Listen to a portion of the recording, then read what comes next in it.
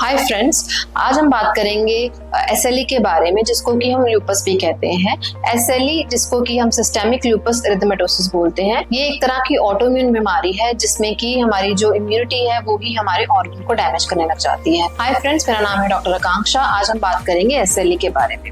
SLE एक autoimmune बीमारी है जिसमें कि हर तरह के अंग को इन्वॉल्व कर सकती है। इसमें जो एज ग्रुप इन्वॉल्व होते हैं वो 15 से 45 इयर्स ऑफ एज में आते हैं।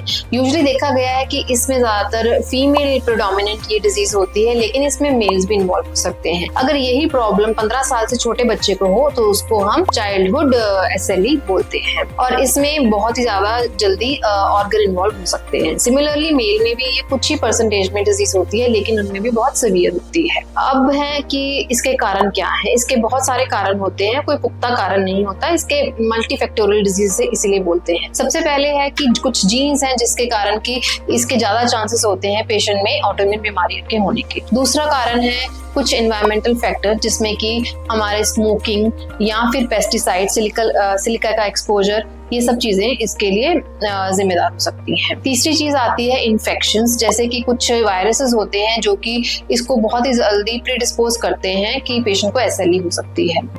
और इस एक बहुत ही इंपॉर्टेंट एनवायरमेंटल फैक्टर इसमें जो आता है वो हमारी सनलाइट है, जो कि यूवी रेज है।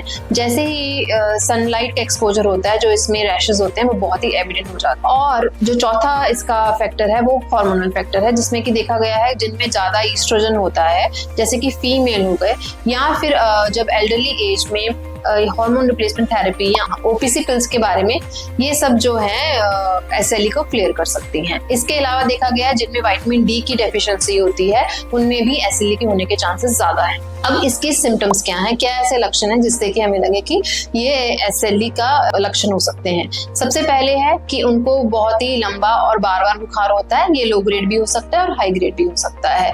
और दूसरा है कि इसमें पेशेंट को हमेशा ही फटीग रहती है, उसको थकावट रहती है, थकापन रहता है। इसका कोई सब टेस्ट नॉर्मल आते हैं, लेकिन उनकी थकावट कभी कम नहीं होती। थर्ड रीजन है इनमें मसल और इवन जॉइंट पेन्स होती रहती हैं, जिसमें जॉइंट जो है कभी दर्द होते हैं, कभी उनमें स्वेलिंग हो सकती है। इसके अलावा देखा गया है कि कुछ रैशेस होते हैं जो कि धूप में जाने से बढ़ जाते हैं। इसको हम बटरफ्लाई रैशेस भी बोल देते हैं। इसके अलावा हम देखते हैं कि मुंह में जो छाले हैं उनके बार बार होते हैं, और ये जो छाले हैं ये साल में काफी बार हो सकते हैं। इसके अलावा देखा गया है कि इन पेशेंट्स में जो सेल्स हैं उनमें भी कमी आ जाती है। कभी इनका HB लो हो जाता है, कभी इनके WBCs लो हो जाते हैं, कभी इनके प्लेटलेट्स लो हो जाते हैं। इसके अलावा कुछ ऑर्गन इन्वॉल्वमेंट्स भी देखी जाती है, जैसे कि लंग्स और हार्ट में जो है सीरोसाइटिस की प्रॉब्लम देख सकते हैं, जिसमें कि पानी भर जाता है। और इसके अलावा ये किडनी को भी इन्वॉल्व कर सकते हैं। और इसका एक आखिरी लक्षण होता है कि पेशेंट को बहुत ही ज्यादा हेयर फॉल होती है। इसके अलावा इसको हम डायग्नोज कैसे करते हैं, क्योंकि ये डिजीज एक ऑटोइम्यून डिजीज है, तो इसको एक रूमेटोलॉजिस्ट बहुत अच्छी तरह से हैंडल कर सकता है। वो इनके माहिर होते हैं, और कुछ इनके इम्यूनिटी से रिलेटेड टेस्ट भेजे जाते हैं जिसमें कुछ एंटीबॉडीज होती हैं। इसके अलावा कुछ जनरल रूटीन टेस्ट होते हैं जिसमें CBC, RFT, LFT भी हम भेजते हैं। तो इन सब के साथ साथ एक प्रॉपर हिस्ट्री के साथ साथ हम पेशेंट को डायग्नोज करते हैं कि उनको ल्यूपस है कि नहीं। अब इसका ट्रीटमेंट क्या है। सबसे पहले तो कि एसएलई, जैसे कि हमने बताया कि स्किन को बहुत ज्यादा इन्वॉल्व करती है, तो हम इसमें पेशेंट को किस तरह अपनी स्किन केयर करनी है, रेगुलर सनस्क्रीन लगाने हैं, कैसे लगाने हैं और कितनी डोज में लगाने हैं, इसके बारे में समझाते हैं। दूसरा उनको प्रॉपर वैक्सीनेशन के बारे में, क्योंकि ये लोग बहुत ही प्रोन होते हैं इन्फेक्शन के लिए, तो इनका प्रॉपर वैक्सीनेशन का शेड्यूल भी बनाया जाता है।